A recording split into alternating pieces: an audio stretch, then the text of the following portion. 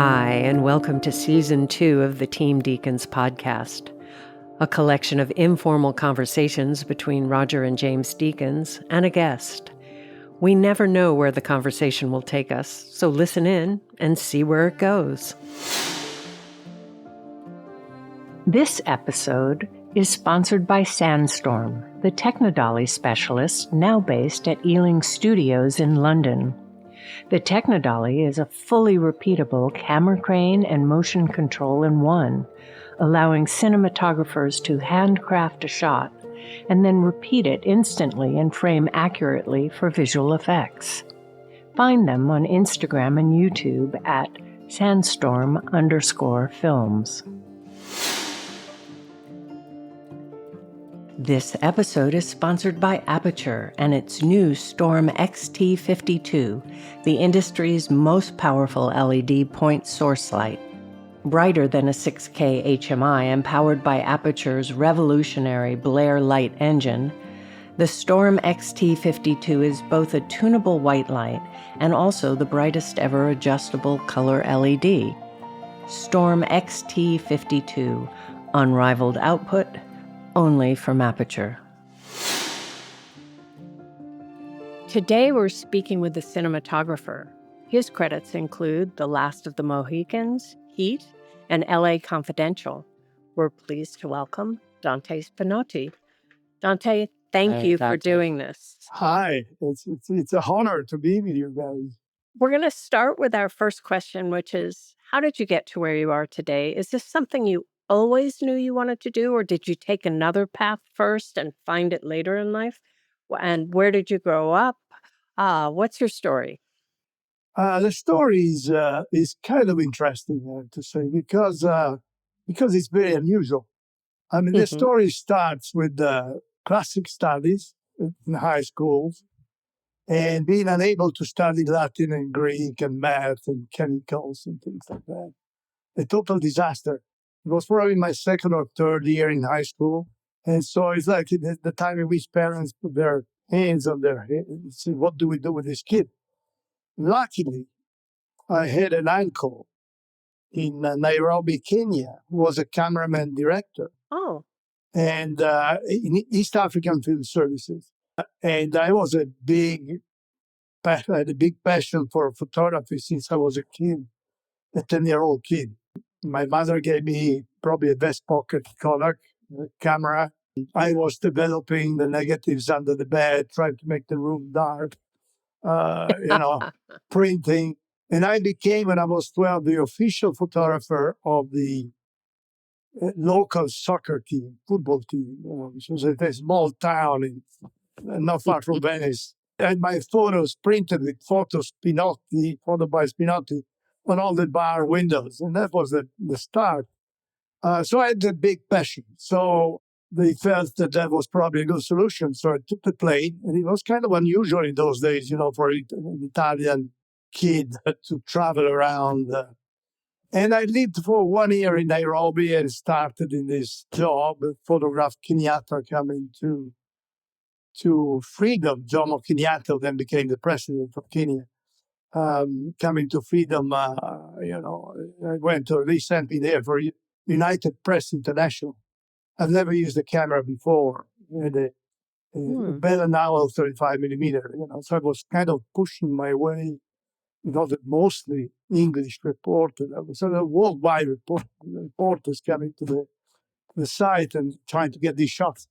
United Press said, it's a little bit repetitive, but we pay for the coverage. So that was that was my first success, I gotta say. Wow.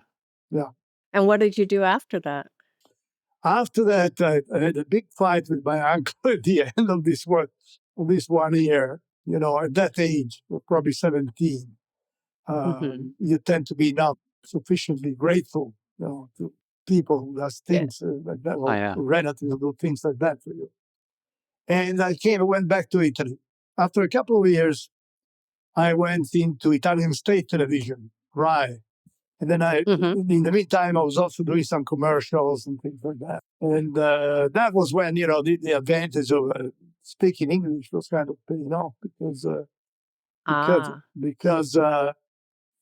people were coming from UK to shoot commercials in Italy. We already had the great Tony Scotts, the Ridley Scotts. British commercials were considered to be, the top, the excellence. So the Milanese agencies wanted to have, and David Watkin came down. David Watkin came down to Milan for a couple of weeks. And, so they called me to be his assistant. Then he came back again. And David was extremely generous in passing on what he knew. He was telling us, he was telling me about his experiences, and he would light in a very different way. I mean, he would pick up a 750-watt spotlight or a couple of quartz lights and throw them against the wall on the right side.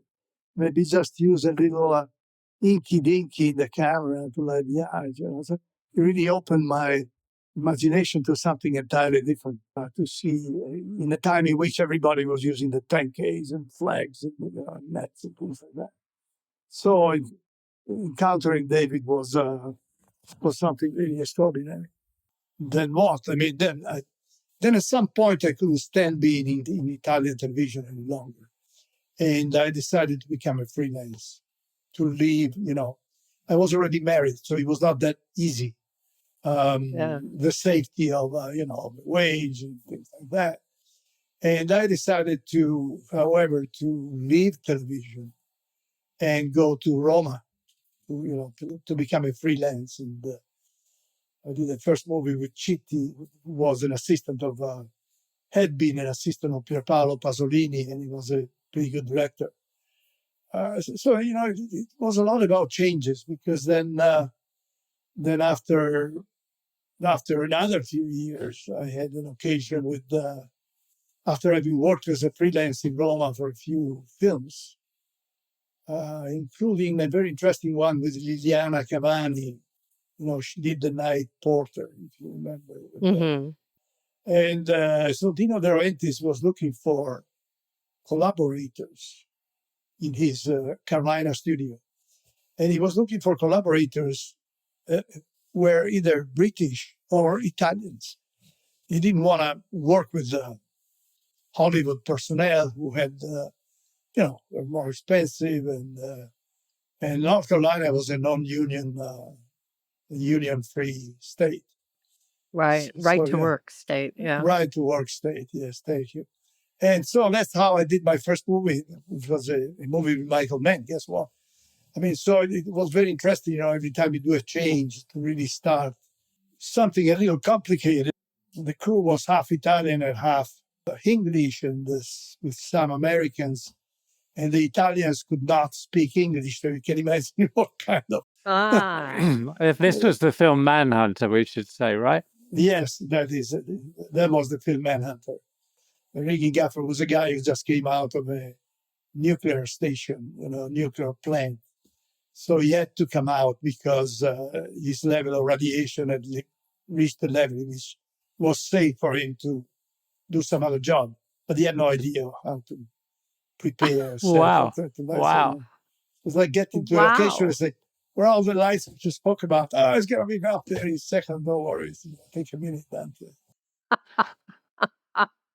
Was that kind of scary, though? I mean, you'd done quite a lot. You shot quite a lot of films in Italy at that time. So to come to America and work on a film like that, was that kind of scary?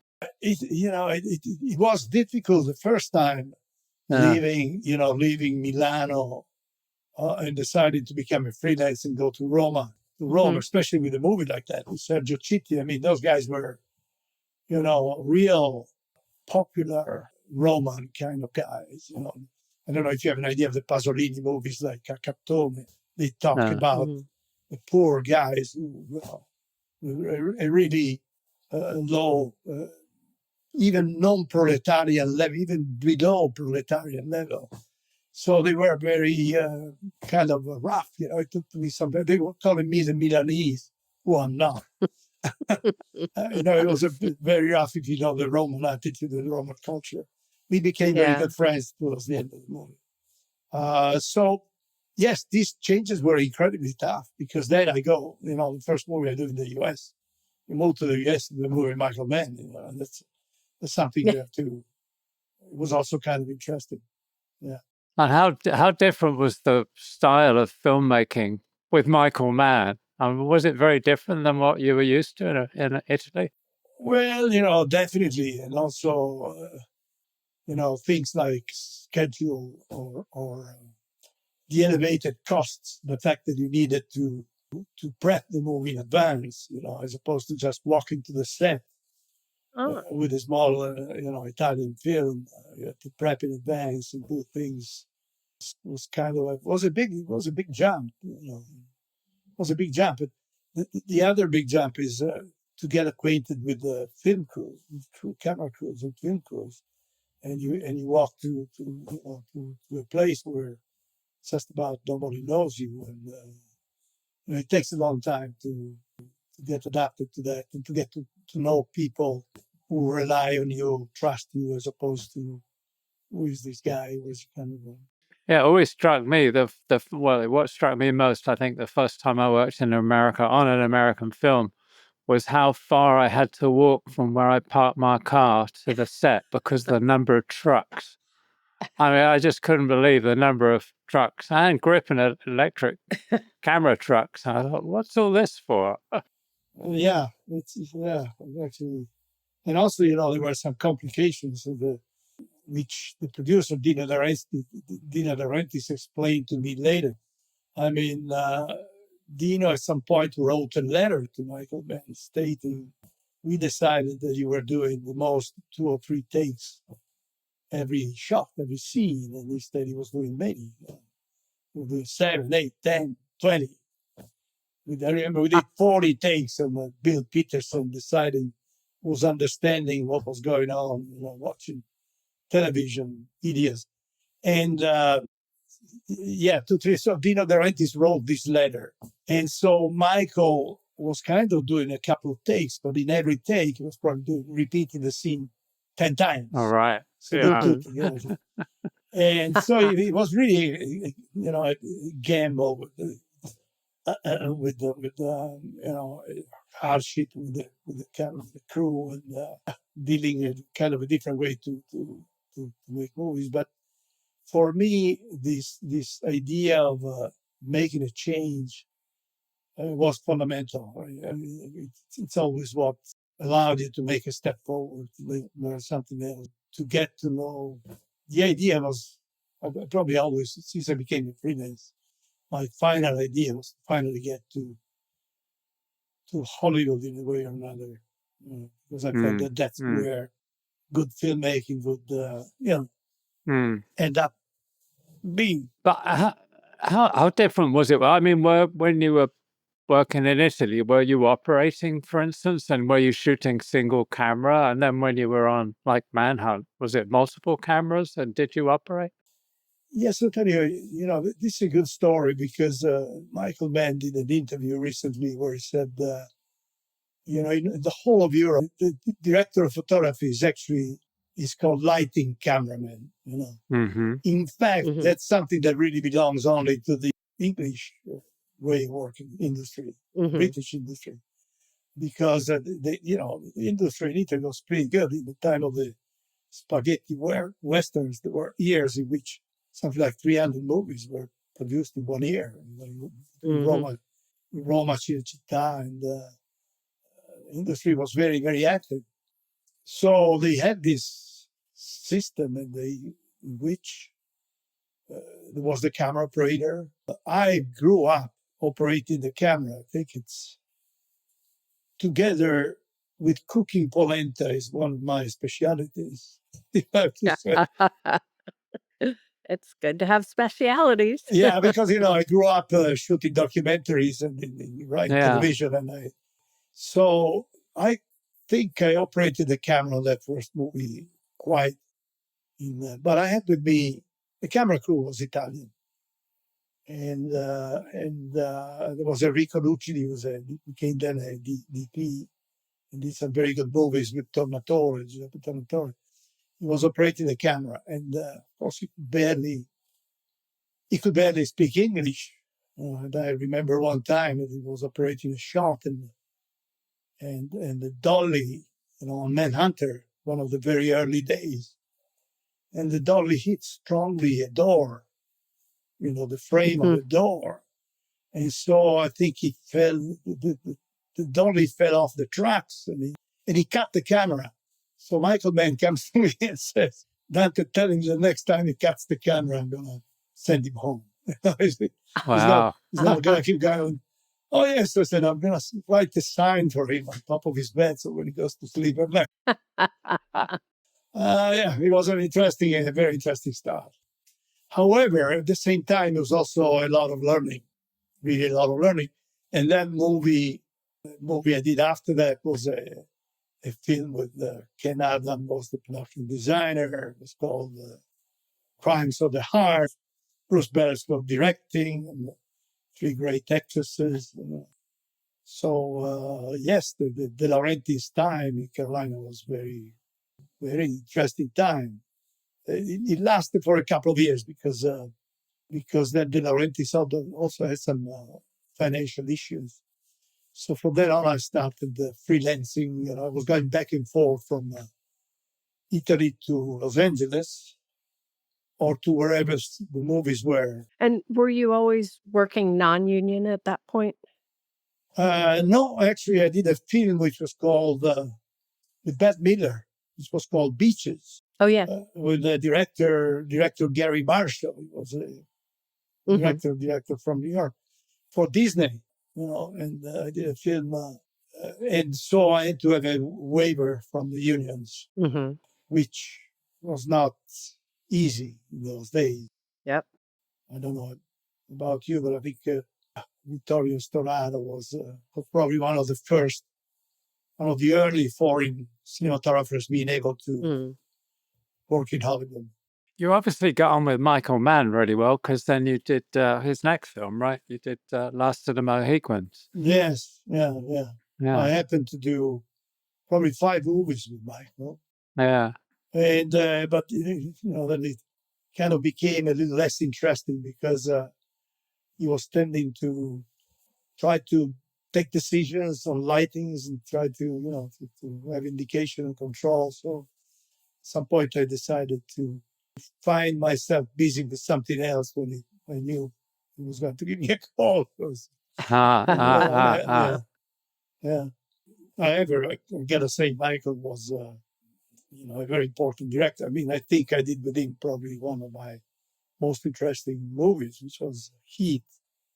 With Al Pacino and De Niro, which was a fantastic thriller. And I owe him, definitely owed him the fact that after I've done a movie with him, I was kind of on the map and I had other calls from a number of other productions. How different did you find it working with different directors? I mean, you work with Michael Apted and Sam Raimi, and you say Gary Marshall, you work with Paul Schrader. I mean, they all must be quite different in a way. Very different. My theory turned out to be that when they are good, they have the right to direct their movies however they want. There are people like Michael Mann who control exactly how they want to shoot the movie in terms of the camera angles. Other directors who love being, like Barry Levinson. I recently finished with him another film, and they love to have a cooperation and collaboration, and they're open to any kind of suggestion. Sam Raimi is like the Coen brothers that Roger, I know you know very well. That's some great stuff with them. Sam Raimi probably learned from them to storyboard exactly. We had these 8 storyboards in the morning on this Western movie, and that what we were with a lot of possibilities of changing, of adjusting, or modifying, or doing, but we were following, indication of the storyboard. I always felt, and this is what I tell students, when I go talk to them, or which is something that I really like to do. I always feel that you can turn around the director vision but you have to be really sure that you know this, thinking of what's in his mind. Then you can try to convince him and do from 180 to what he was trying to achieve. Yeah, I always thought with Joel and Ethan, it was like the idea of the storyboards, and that was like, it was like your research to the scene, and so you knew exactly what the essence of the scene was and what you needed. Yeah. And then you could change it 180 degrees if there's something else, something happened on the day or whatever. Yeah. And even another different talk, and he's also doing a movie for productions like studios like Marvel, Oh, Ant-Man. Ant-Man, yeah. Ant-Man and the Wasp, yes. It's even different because, it's not only storyboarded, but there's a lot of scenes which are shot on previews or things like that. So you really have no option to go in there and find something interesting because everybody's tied up to that commitment. From the stuntmen to the VFX guys, the budget's made of that. And the director I was working with was also very traditional and very solid, and that kind of execution. We didn't like Dolby zoom movements during Dolby. It was very solid and strict in his approach to. So, well, I had a good time with lighting because, with Marvel, you don't have limits to, you can ask for just about anything. And you also know where the camera's going to be because of all that previs. You can light for that. Of course, you can't change the time in which you're shooting because you got to shoot something in the morning if it doesn't look right because there's stunt operation issues and, the logistic of the scene will force you in doing that. But I have seen at the lab, aerial shots of these actions where sunlight was applied in post. I mean, shadows cast from the buildings were added, just to mix up. Well, I want to go back to The Last of the Mohicans then, for instance. So what was the process of shooting a film like that? You're kind of like on a fairly remote locations and stuff. Also rugged physically. So as Michael Mann kind of shot listed that, storyboarded that, how did you guys approach that? Yeah, he shot listed it, but everything was changed then after we were ready to shoot, which made life very difficult for a colleague of mine who actually started the movie because I was invited, asked to do that film. But for some reason, he was delaying the start of Last of the Mohicans.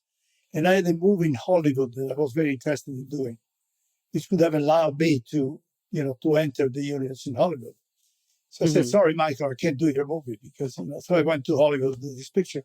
When I came back, Michael had started from 3-4 weeks. And he gave me a call and I said, Dante, I'm having a hard time with the DP I'm working with now. He's the guy who worked with Stanley Kubrick in a few movies. Yeah. Later. Yeah, I'm sorry, my brain's gone. Yeah. And he made a mistake substantially. He was lighting in the forest. Right, Doug Milsom, right? Yeah, Doug Milsom. He was lighting in the forest, and meaning it was tough to put those HMIs, in the trees and the rocks and up and down the waters. And at some point, Michael changes the whole shot. You got to move these things, and by the time you move these things, now it's kind of dark, so you really see these lights coming through the forest, and so that created a sort of not a good understanding within the two, right? So the movie I was shooting, I kind of came back, kind of ended, and I took one of those fast planes, one might call by John Landau, was producing, who don't exist anymore. They were crossing the Atlantic in 3 hours. How would you call it? Right. Oh, right. And Concorde. Concorde, right. Concorde. And I take off and I land in New York. They pick me up and they take me to the night scene of the fort, Mohicans with all these lights around. And the next day, Doug left the set and I started shooting it. It was a dream project, though. I mean, it was something that I was very, sometimes you go back and you say, well, probably I made a mistake. And it's always good to decide. I mean, I decide movies like I say to young students, I say, you choose a movie like you choose a wedding. You don't study. I'm going to wed this lady, marry this lady because she has more than an apartment or because she has 2 cars or because she wears.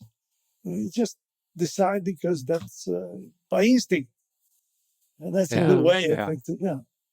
And that film was right. It was a very fantastic story, full with nature, very fascinating. It turned out to be shooting that movie, Daniel Day-Lewis. Yeah, what I find interesting in these days is the new technology coming up. The technology. Well, we were to an AI meeting at the ASC a couple of weeks ago, organized by Michael Mann. But the new technology of the small cameras, I think, is very, very, very interesting. What was your first project that you used a digital camera on? I shot the last year of the pandemic. I shot a documentary with my friend Trudy Styler, who's an actress director. And we shot a documentary on Naples, Italy. And I brought my Leica with me, which didn't have the right software. And I found out that having this camera that you can hang on your neck, we came back to the hotel one night. It was one of the most amazing sunsets in the Bay of Naples, with the color rainbows falling down on the volcano. And there was a dark cloud of it, and the red sun underneath. And I said, "We got to shoot this." And, I went back, picked up the camera, and shot. And what I was shooting during the scouts with this camera became a good part of the final documentary. And I found that having a Sony FX3 next to you, maybe during a dialogue, you end up finding an interesting angle, either on a face and a close-up or maybe a low angle on the ground. And you can go there and set it up and see if the director is interested, and we shoot. And it does add a moment like this in which, there's a big issue about the budgets, and movies are not making much money, including the last one I worked on, which was The Alto Nights. So the film we are doing now is a very low budget film. We'll be shooting 30, 35 days. If technology can help you on that kind of quality and speed, I think it's an advantage. Don't forget those cameras are totally stabilized. And if you want, they're also autofocus. In fact, I have a theory about it. The autofocus on the Leica works great in this new model. It's called the Leica S for speed. Oh, right. Yeah, because they cut in half the megapixel so that the focus is extremely fast. I have this theory about film crews, Roger, I must say, that, it would not say years from now or maybe months from now. You're not going to say he's the camera operator, he's the first assistant, he's the VP. But maybe the first assistant will not be focusing some of the shots. But maybe you'll ask him, why don't you please go on the corner of that room and get a shot from that angle of the scene. So I think that the cooperation will be kind of mixed. Get out and get the shot, and second unit shot.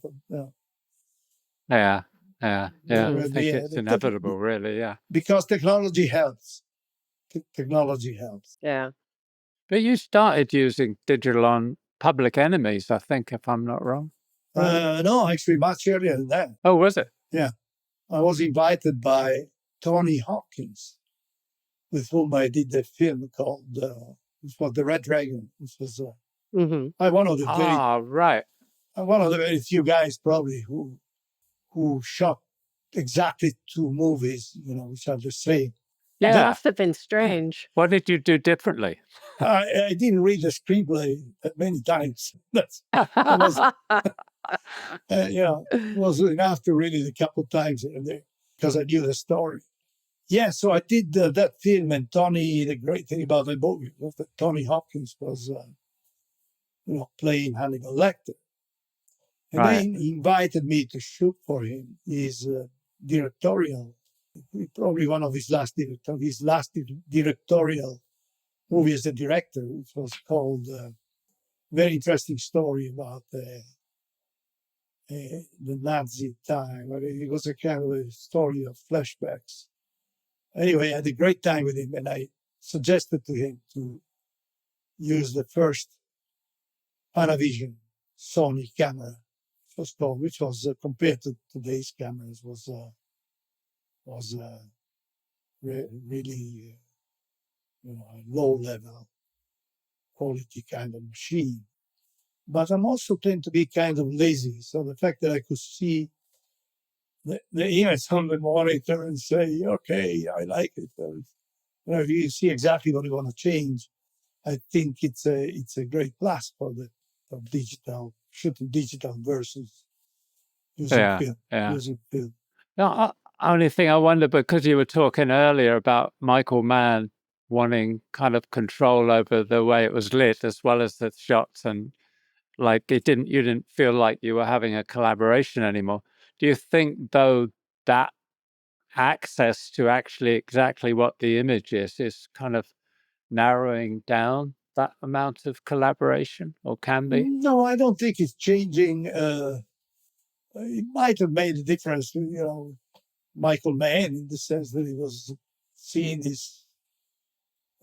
He's always been very technical, also Michael. So he had an idea of, and I would go to screening deities and comment on this and that.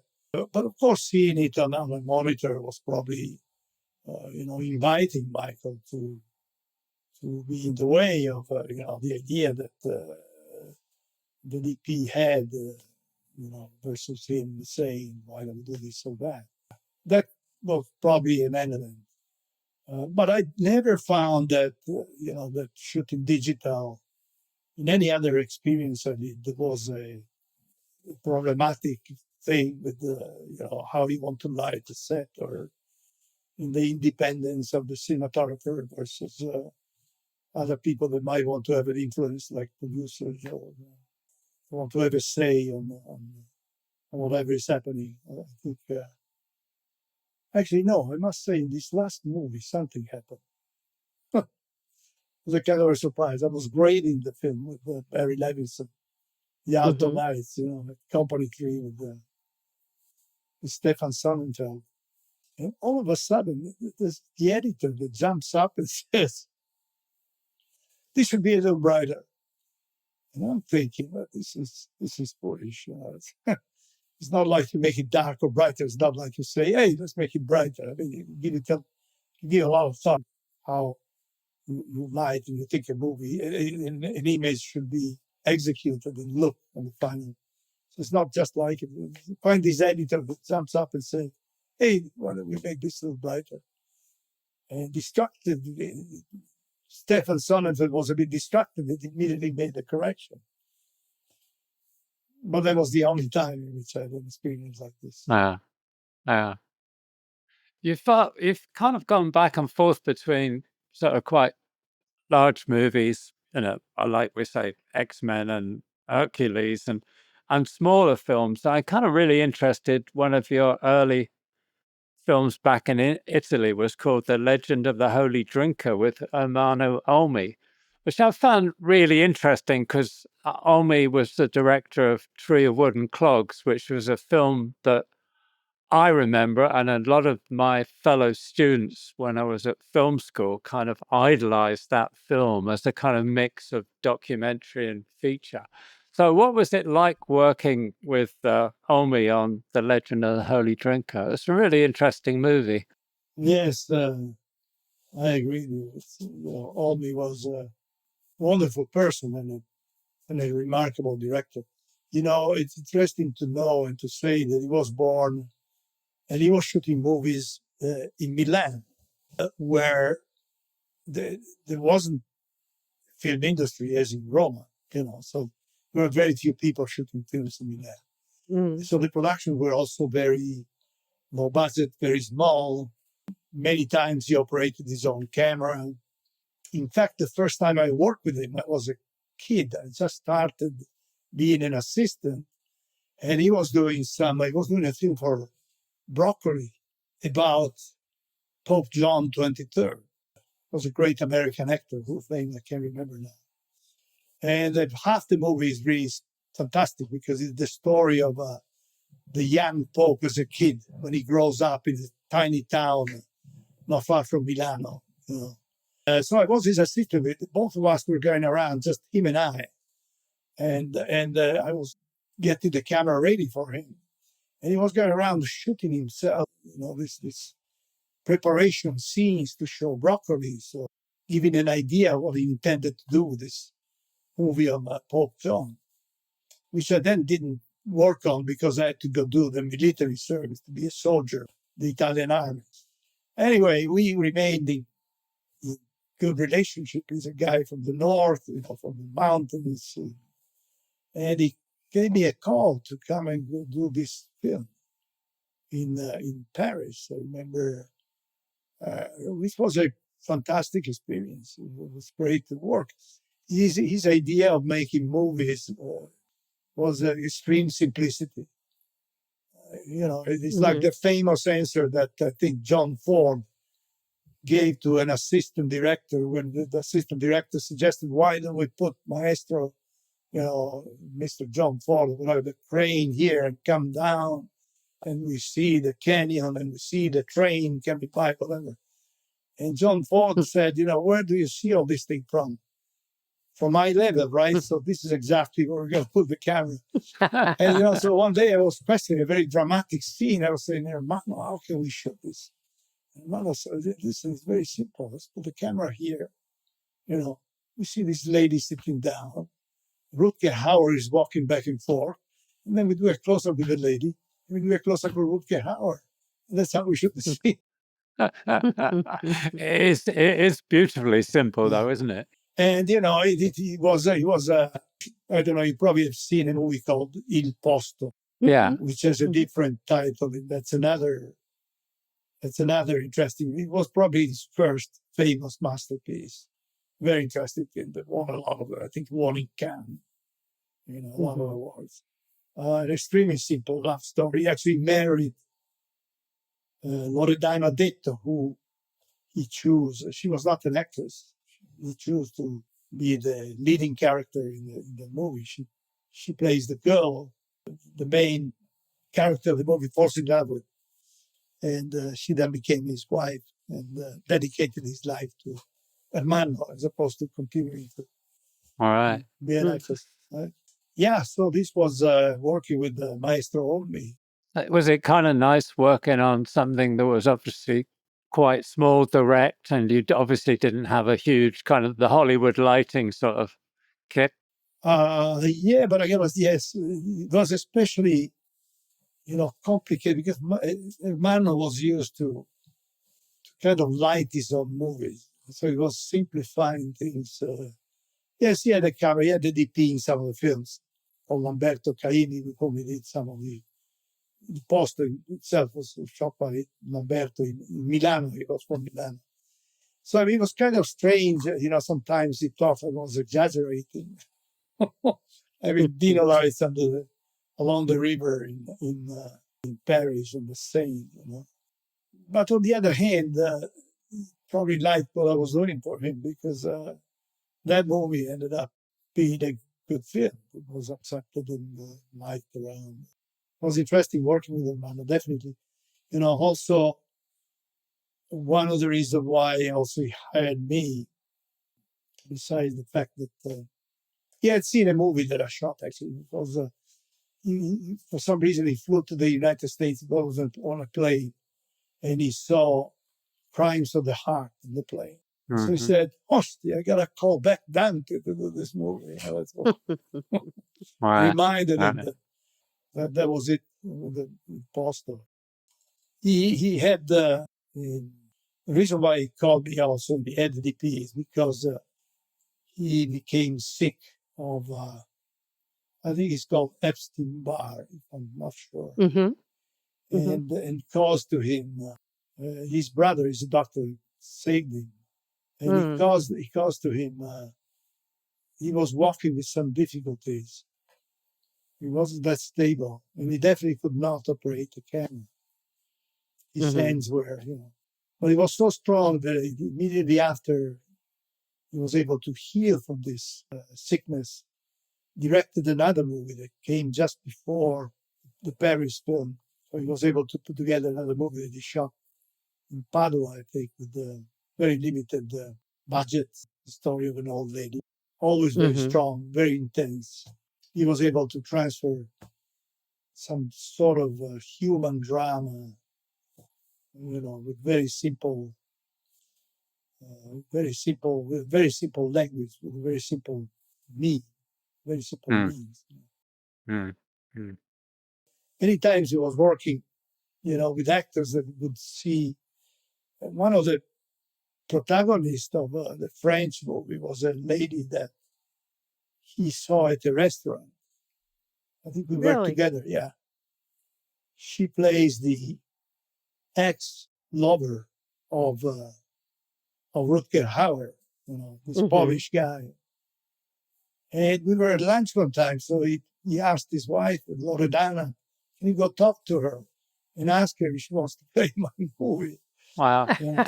And so then he would sit right next to the lens, at the camera, right at the, and look at this guy and talk to him, this person, and talk to him and check, and the kind of control the acting with this intimate eye contact. That's sort of kind of a rarity, especially now, isn't it? That a director's near the camera. Yeah. I mean, if you think about the Trio of the Wooden Vlogs, most of the actors were farmers. The kids, I think they had no professional actors in that. Wow. An extraordinary movie, yeah. So what's been the largest change in the way you've approached things during your career? I mean, whether it's technology that's caused that shift or your own development? I don't know. I can tell you, I've always probably been somehow, realistic related to the scenes I was going to approach. I mean, the window is on the right, so the light is coming from the right. The table lamp is on the table, so that's where, kind of this kind of realistic approach. In this last movie I shot with Barry Levinson, I was seeing some of the set of still photos that Neil Spisak, the production designer, had prepared. By the way, that film was supposed to be shot by someone else, a British DP, who was working with Barry Levinson, was preparing the film, who had some family issues, serious family issues with one of his kids. He had to go back, all of a sudden. So he prepped the movie in kind of 10 days. But so there was some work which had already been done by the previous DP and the crew. It was a wonderful crew in Cincinnati, Ohio, from New York. And I saw these pictures and many photos. Period was 1957. The story of a couple of mafia bosses, both played by De Niro. He played both roles. Was in Vito Genovese one day and the other guy, Frank Costello, the next day. For one of these characters, he had to wear a complicated prosthetic. So I saw these photos, and I see all these photos taken with a strobe light, 1957. And it took in a kind of a way reinterpreting this kind of strobe photography. I sort of said, why am I not lighting this movie from the front? As if it's a kind of an interpretation of strobe lighting in those photo references, which, by the way, is great for all the female characters in the movie because, front light. It was beautiful looking for the costume.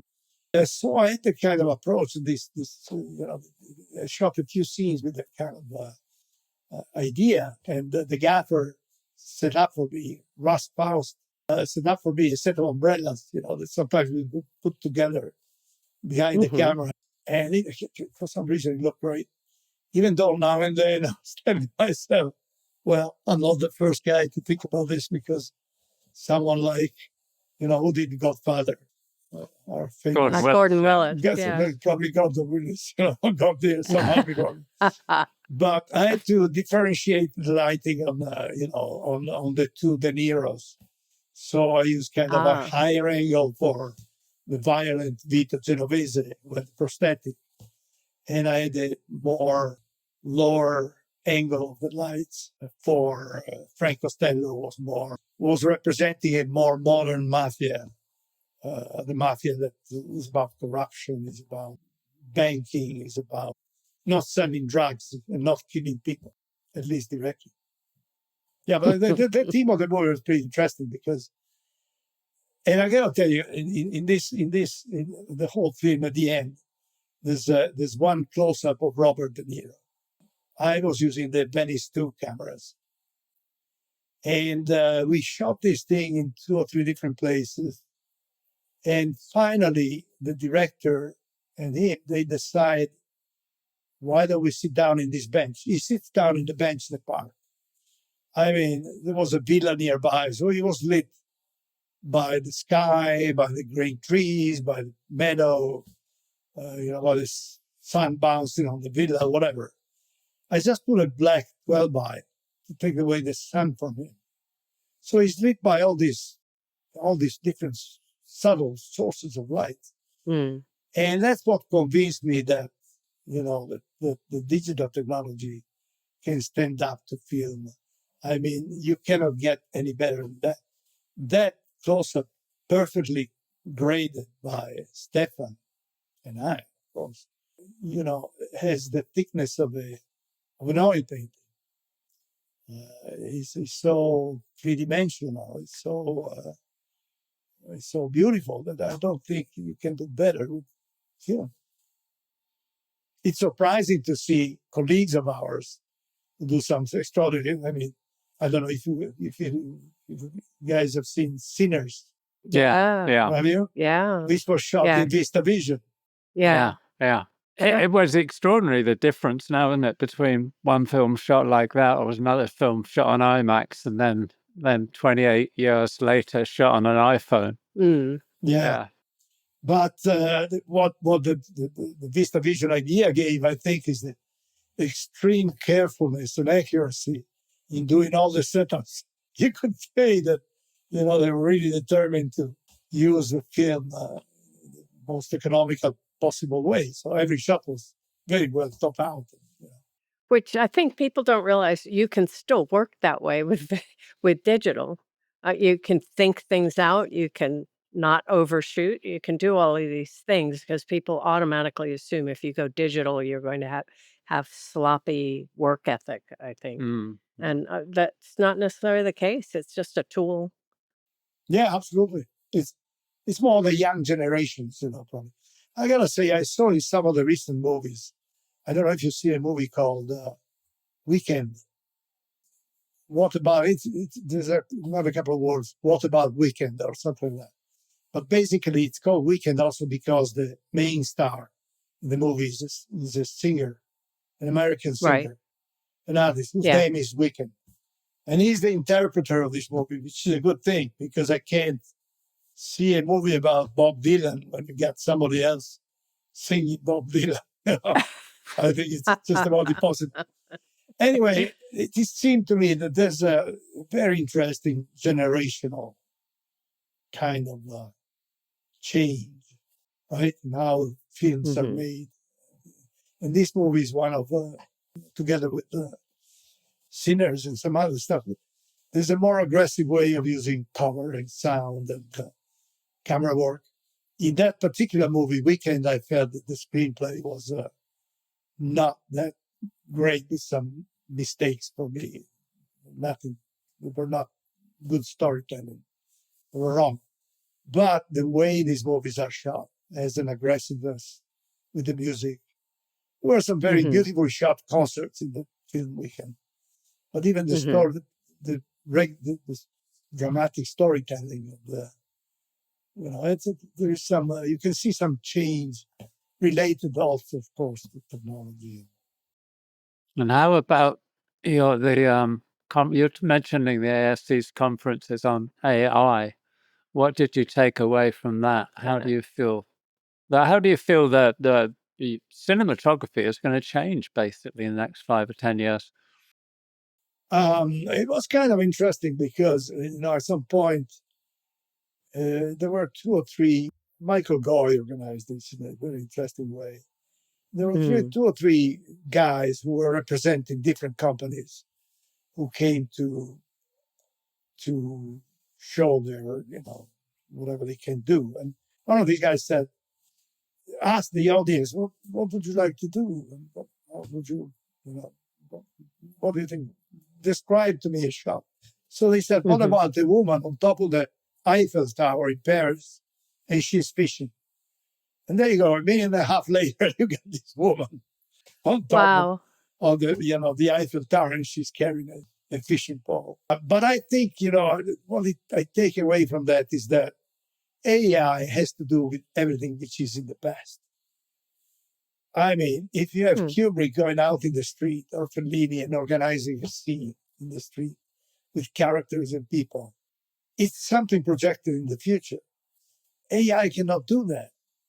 It has to have a reference to something that has already been shot, has happened before. Interesting, yeah. And I also find that, to me, it's not so worrisome. I think it's something added to VFX technology. Basically, it's a further step on VFX. Whether this is taking us, it's hard to say. It's hard to tell. But I still think that it's related to the human brain working and giving indication of where to go. Maybe commercially, you can tell. As you probably know, you might have seen that Porsche commercial shot in Tuscany. Have you seen it? No. Try to take a look at it, because it's not only the commercial, but it's also the behind the scenes of the commercial.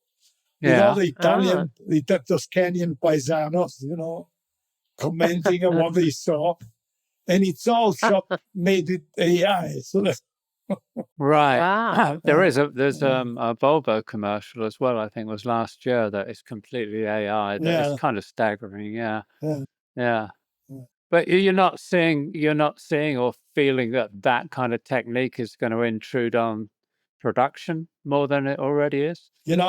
Probably I don't question myself much on that, Roger, because I'm still shooting a movie here, my friend Trudy Styler, and I don't think I'll be shooting films for many more years. So right. So no, quite frankly, I don't think we should be worried or scared about technology, regardless, whatever that technology is. Because you have technology who replaces the human activity, but on the other hand, on the other side, maybe something else opens that that again requires instead human activity. So you lose a couple of jobs on one side, but you probably gain those jobs somewhere else. I don't think you can. First of all, you can't fight technology. I mean, if it comes forward, it will be dictating anyway. And then I don't see it as a threat in that sense. I mean, it's also exciting too, in one respect, because it does make to smaller budget films that might be quite interesting, who couldn't afford visual effects normally, it might come within their budget. They might be able to do more and tell their story a bit better. I mean, that's what some people are trying to go for when they create their companies. All these systems are democratizing filmmaking, really, aren't they, in some way or another?